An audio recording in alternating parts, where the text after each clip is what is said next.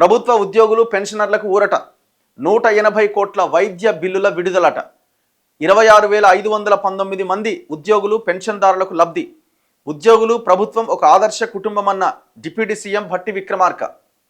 So వాళ్ళన్నీ కూడా medical reimbursement అన్నమాట. వాళ్ళు ఏదైనా అనారోగ్యం పాలైనప్పుడు హాస్పిటల్కి వెళ్తే వాళ్ళ బిల్లులు ఏవైతే ఉంటాయో ఆ బిల్లులు సబ్మిట్ చేస్తే ఇంతవరకు ఆ బిల్లులు రాలే, సంవత్సరాలు అయిపోతున్నది. సో ఆ బిల్లులన్నీ దాదాపు 180 కోట్ల రూపాయలు క్లియర్ చేసిరట. మరి అందరికీ చేసిర్రా లేకపోతే కొన్నే చేసిర్రా? అసలు ఉన్న లెక్క ఎంత?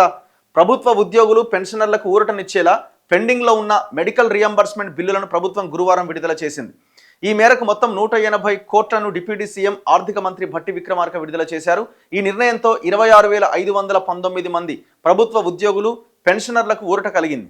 9 రోజుల వ్యవధిలోనే 9,000 కోట్ల రైతు భరోసా నిధులు జమ చేసి రికార్డు సృష్టించిన ప్రజాప్రభుత్వం మరుసటి రోజే ఉద్యోగుల వైద్య ఖర్చుల బిల్లులు కూడా విడుదల చేసి చిత్తశుద్ధిని నిరూపించుకుందని ఉప ముఖ్యమంత్రి భట్టి విక్రమార్క ఒక ప్రకటనలో తెలిపారు. ప్రభుత్వ ఉద్యోగులు పెన్షనర్లకు 2 డిఏలు విడుదల చేయాలని ఈ నెల 13న ప్రభుత్వం నిర్ణయించింది. దీంతో 3,50,000 మంది ఉద్యోగులు 3 లక్షల మంది పెన్షనర్లకు ఆర్థిక ప్రయోజనం చేకూరింది. ఒక డిఏకు ఏటా ప్రభుత్వ ఖజానాపై 2,400 కోట్ల ఆర్థిక భారం పడుతున్నా ఉద్యోగుల సంక్షేమమే ధ్యేయంగా భావించి ప్రభుత్వం డిఏల విడుదలకు చొరవ చూపింది.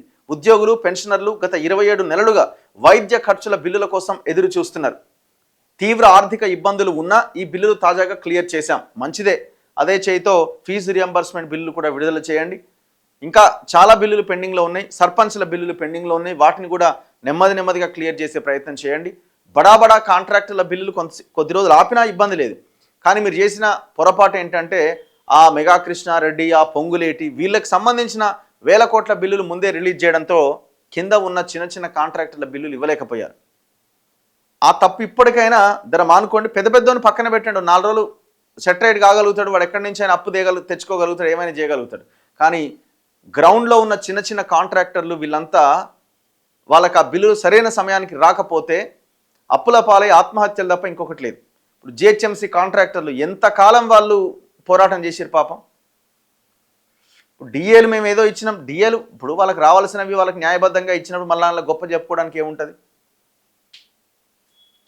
ఇది ఉద్యోగులకు సంబంధించి, ప్రజలకు సంబంధించినవి కూడా చాలా పెండింగ్ ఉన్నాయి. ఫీజు రియంబర్స్మెంట్ చాలా important issue. And CM relief ఫండ్కి సంబంధించి ఎవరైనా ఇబ్బంది అనారోగ్యం పాలైనప్పుడు ఎమ్మెల్యే దగ్గర పెట్టుకున్న సీఎం రిలీఫ్ ఫండ్ అప్లికేషన్స్ కూడా క్లియర్ చేయండి. ఇవి ప్రజలకు సంబంధించిన చాలా ఇంపార్టెంట్ ఇష్యూస్ ఇవన్నీ. డ్రగ్స్